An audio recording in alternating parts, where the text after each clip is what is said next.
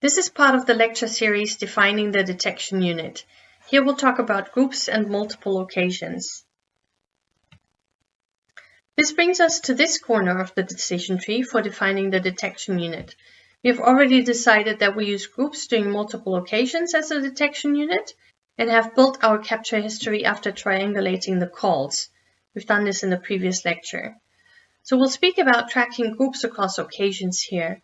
Why do we need to do this? Well, this is key information that allows us to get around the fact that not all groups call during a single occasion. By tracking groups across occasions, this becomes part of the estimation process. If you choose groups across multiple occasions as your detection unit, you'll need to link groups across occasions. This way you can get around following the groups and estimating the proportion of occasions that groups call on, which we covered in the previous lecture. However, this will not necessarily be easier. If you go this route, you will need to survey during several occasions, and this needs to be enough occasions that each group will have called at least during one occasion, each group in the vicinity of your detectors.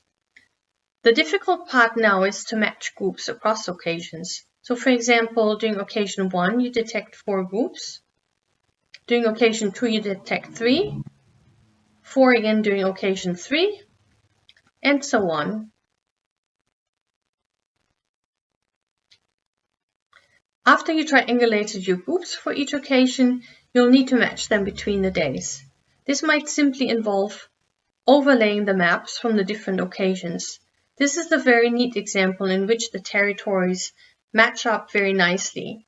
This is a bit unrealistic though and oversimplified, simply serving illustrative purposes here.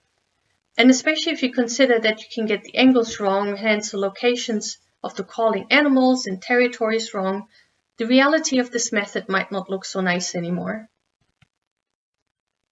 This shows the nice and clean example from the previous slides, where we had distinct territories that nicely overlap between occasions. What happens when these don't overlap so nicely is that they overlap with other territories, and matching territories between occasions or even determining which animals belong to which territories becomes difficult. So in this case, I would not be so sure anymore about my territories. Or in this really an extreme example, I would not be so sure anymore if the black territory, for example, is different from the purple, or the yellow different from the turquoise territory. But usually things don't get as messy as this. The point we would just like to make here is that it is highly important to get the angles correct in the field, and that care should be taken later on when doing the territory mapping. We have one key point to add from this lecture.